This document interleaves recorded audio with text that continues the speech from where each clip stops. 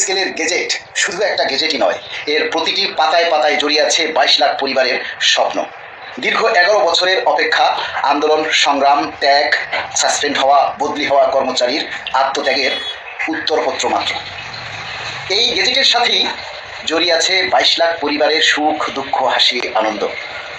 তাই আমরা সেই গেজেটটা অতি দ্রুত চাই এবং দ্রুত যাতে গেজেট প্রকাশ হয়ে বাস্তবায়ন হয় এবং কর্মচারীদের মুখে হাসি ফুটে ওঠে, সেজন্যই কাজ করে যাচ্ছি আমরা সরকারি কর্মকর্তা কর্মচারী কল্যাণ সমিতির নেতৃবৃন্দ। এই সরকার আসার পর মাঠ পর্যায়ে আন্দোলন করতে গিয়ে আব্দুল মালেক এবং আশিকুল ইসলামকে অনেক কিছু সহ্য করতে হয়েছে, যেটা সবটা হয়তো আপনারা জানেন না। আপনারা আমাদেরকে ধন্যবাদ দিবেন বা ক্রেডিট দিবেন, এটার আশায় আমরা এই কাজ করছি না।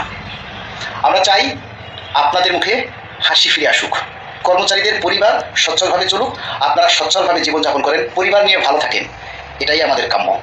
কোনো ক্রেডিট চাই না, দ্রুত গেজেট চাই, আর সাথে শতভাগ মূল বেতন চাই।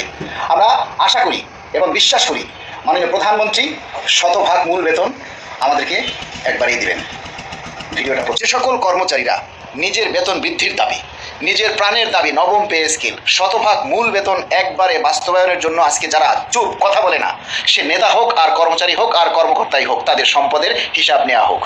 দীর্ঘ 17 বছরে তাদের আয় ব্যয় কোথা থেকে এসেছে, কতটুকু ব্যাংক ব্যালেন্স আছে, ফ্ল্যাট, বাড়ি, গাড়ি আছে কিনা তা খতিয়ে দেখার জন্য আমরা দুদক সহ সরকার উচ্চ পর্যায়ে দাবি জানাচ্ছি। হালাল ইনকাম দিয়ে, নিজের বেতন দিয়ে কখনো কেউ ঢাকা শহরে ফ্ল্যাট, বাড়ি, গাড়ি করতে পারে না। সুতরাং আমরা চাইবো সরকারের উচ্চ পর্যায় থেকে এই সরকারি সেক্টরগুলো থেকে দুর্নীতি বন্ধ করতে আগে তাদের সম্পদের পুঙ্খানু হিসাব নেওয়া উচিত, এবং আমরা চাই দুর্নীতিমুক্ত বাংলাদেশ গড়তে হলে আগে কর্মচারীদের সম্পদের হিসাব বিবরণী দাখিল করতে হবে, এবং সেটা একেবারে সঠিকভাবে। যারা এর সাথে একমত বা যারা এর সাথে আছেন তারা সবাই মিলে আওয়াজ তুলুন।